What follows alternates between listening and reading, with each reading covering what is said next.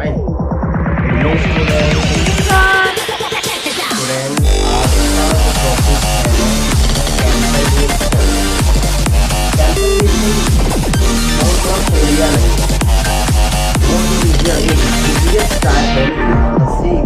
यानी कि बिल्कुल बर्थडे न लगे उस तरह से हम आप लोगों को बताएंगे कि बिल्कुल हंसते हंसते सीख भी जाएंगे, पता भी नहीं चला कि कब सीखे और कभी भी नहीं भूलेंगे, डैम श्योर। ओके, तो सबसे पहले मैं बता रहा हूँ कि जो अभिक्रिया होती है केमिकल रिएक्शन यानी कि रासायनिक अभिक्रिया, तो इसको ये कई प्रकार के होते हैं। 1 2 3 4 5 6 7 8 9 है। और 9 से पहले हम ये बता दें कि पहले हम इसका थियरी बताएंगे। बहुत बच्चे, बहुत स्टूडेंट क्या होते हैं, कंफ्यूजन होता है कि ये ब्रैकेट में कैसे है, ये ब्रैकेट में कैसे आ गया है। और ये जो मूलक होते हैं, पहले तो हम मूलक जानना उन बच्चों को सबसे बड़ा जरूरी है कि ये पॉजिटिव मूलक और एक धनात्मक ऋणात्मक, उसी से कॉम्बिनेशन होता है, रिएक्शन होता है। अंडरस्टैंड? Yes sir. तो पहले ये देख लीजिए, सबसे पहले ये बता दें हम कि ये रहा आपका कॉम्बिनेशन, से बोलते हैं संयोजन अभिक्रिया। ये अभी जो डाला गया है अभिक्रिया है ये, राइट। यहाँ ये दिखाई दे नहीं दे रहा है, डिसोसिएशन रिएक्शन है, यहाँ भी लिख दिया गया है क्योंकि लाइट आ रही है ना। डिसोसिएशन और ये होता है डिस्प्लेसमेंट, विस्थापन। और डिसोसिएशन का मतलब होता है वियोजन। डबल डिस्प्लेसमेंट द्विविस्थापन अभिक्रिया होता है। सबके पीछे हम अभी लगा दिए हैं, राइट, ताकि आप लोग अभिक्रिया पूरा फूल नहीं लिखें। अब आता है ऑक्सीडेशन और रेडिएशन रिएक्शन,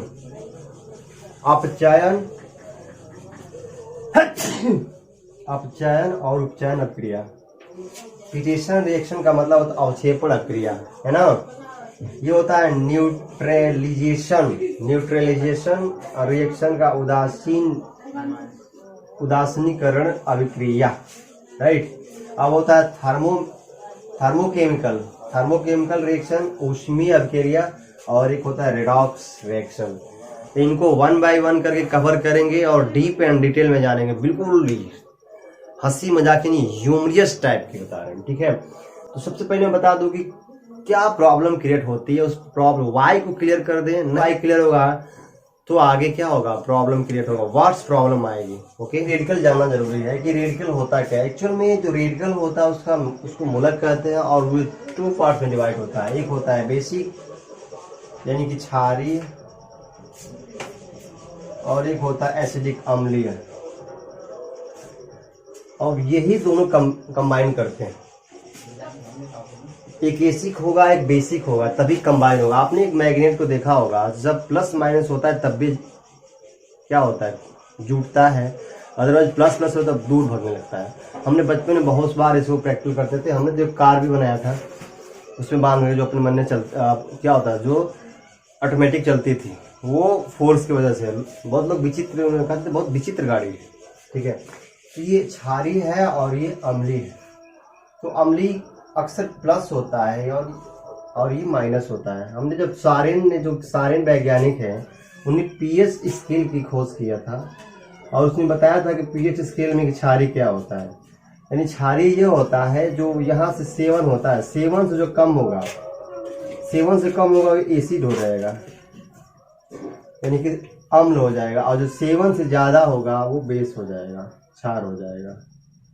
यानी कि बेस पसंद है, बेबी को बेस पसंद है, वो है ना जो थोड़ा सा बढ़ाओ आवाज, ठीक है। तो ये बेसिक, ये जैसे ही 7.4 होता है, जैसे 7.1 होता है, मनुष्य का जो ब्लड होता है वो 7.4 होता है, तो वो क्षारीय होता है।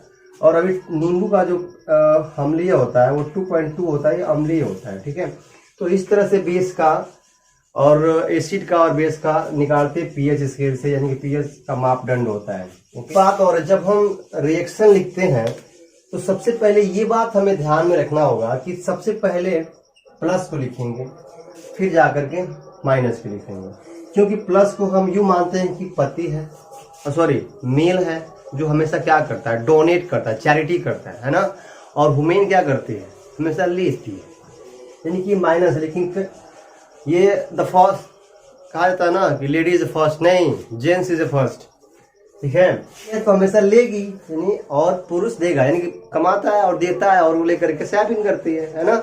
आप देखिए जैसे कि ये मान लीजिए कि एन हो गया और एन और एक सीएल हो गया, सीएल माइनस है, सपोज दैट कि एन इधर है, सीएल इधर है और एन इधर है, तो ये प्लस है और ये सीएल माइनस है।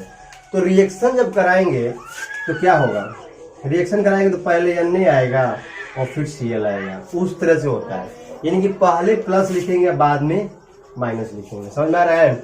लेकिन एक कंडीशन और आता है, जो कंडीशन आप लोग समझ, ये क्या है, इसको मैं इसलिए लिखा हूं कि ये एक सेल है और ज्यादा डीप एंड डिटेल में नहीं बताएंगे, क्योंकि आज का मेरा टॉपिक यही है कि हम आज रासायनिक अभिक्रिया आई मीन केमिकल रिएक्शन को क्या करें, पूरा करें। इसका 2 पार्ट्स बनेगा, क्योंकि वीडियो बहुत लंबा हो जाएगा और बच्चे ज्यादा देखते भी नहीं है, क्योंकि आजकल का जमाना क्या हो गया है, बड़ा फास्ट हो गया है, कौन 2 घंटा बैठ के देगा, इसलिए 2 पार्ट्स में बनाएंगे, ठीक है। इसका लिखने का मोटो मेरा ये था, मैं पूरे प्रोटोकॉल को फॉलो करते हुए बताऊंगा, राइट। इसका लिखने का मोटो मेरा था कि पहले हम एन लिखेंगे, एन प्लस है और सीएल क्या है, माइनस है। तो कहने का मतलब कि एन का 11 है और ये कितना है, 17 है, ठीक है। तो 11 को हम डिवाइड करेंगे इस रूल के अकॉर्डिंग, किस रूल के अकॉर्डिंग, इस रूल के। तो हम पहले 2 लेंगे और फिर से क्या लेंगे जी, 2, 8 और 1, समझ में आ गया। और यहाँ क्या हो जाएगा, 2, 8, 7। तो ये जो सेल होता है, जैसे हमने लिख दिया कि 2, 8, 1, तो ये लास्ट सेल है और दूसरे का भी लास्ट सेल है। तो इस तरह से लास्ट वाले सेल पे डिपेंड करता है कितना लेगा और कितना देगा, ठीक है। तो ये जो पॉजिटिव है, मैंने पहले बताया कि ये मेल है, अब इसको देगा, फीमेल को दे देगा, ये रहा, ये दे दिया। जब दे दिया तो इसके पास कितने बचे, 2, 8, क्योंकि ऑलरेडी इसको दे दिया। और ये क्या हो गया, पा गया भैया, तो 8 और 8 16। इस तरह से बन करके बनते हैं यानी सीएल नमक का सूत्र, ठीक है। ये बात आपको आना चाहिए। यहां से होता है खेल, यार बस ये सीएल है, यहाँ हम सीएल को प्लस में ऐसे भी लिख सकते हैं और ऐसे भी लिख सकते हैं, 2 है प्लस, और इसको 1 ऐसे लिख सकते हैं और ऐसे भी लिख सकते हैं। तो जब रिएक्शन होता है तो ये जो सीएल, पहले यहाँ तो हम सीएल लिखेंगे, ठीक, राइट, लेकिन इसका इस पे आ जाएगा परमाणु, और जो इसका है सीएल पे है, इसका आ जाएगा यहाँ, समझ में आ रहा है ना। तो अब लिखेंगे तो कैसे लिखेंगे, बहुत बड़ी बने लिखेंगे तो अब ऐसे लिखेंगे कि सी, अब यहाँ 1 है, 1 तो लिख ही नहीं सकते हैं, क्योंकि 1 लिखें कोई दिक्कत, 1 को लिखते नहीं अक्सर। भैया बस 2 मिनट में निकलने वाला हूँ, बस समझ जाओगी। 4 बज गया, 4, 5 जल्दी जल्दी लेके आप, 2 मिनट। तो क्या हुआ, सीए लिखेंगे 1 हो जाएगा, और ये क्या होगा, इसका आ गया इस पर, और इस पे जाएगा Cl2। फाइनली ये आपका आंसर हो गया, समझ में आया।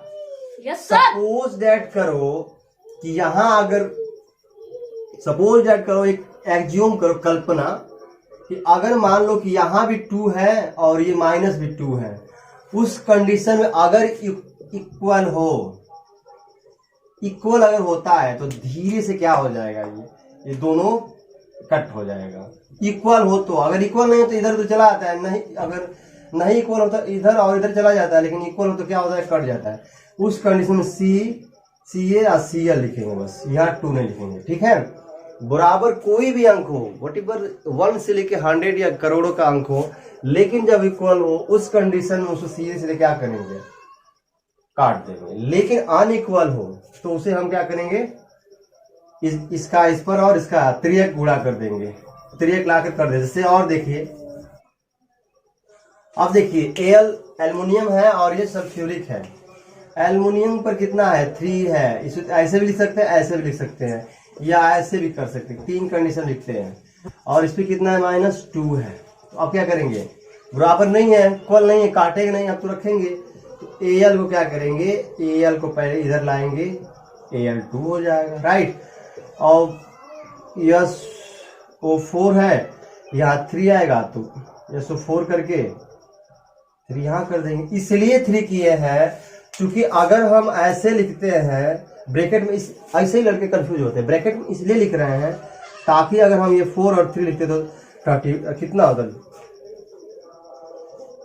43 हो जाता, 43 हो जाता, इसलिए ये गलत होता है। इसलिए जब भी ये 2 से ज्यादा 2, 3, 4, 5 जो भी बढ़ता है तो उसके बाद इसको ब्रैकेट में लेना ही पड़ता है, ठीक है। यही कंडीशन क्या हुआ, ये SO4 और ये 3, तो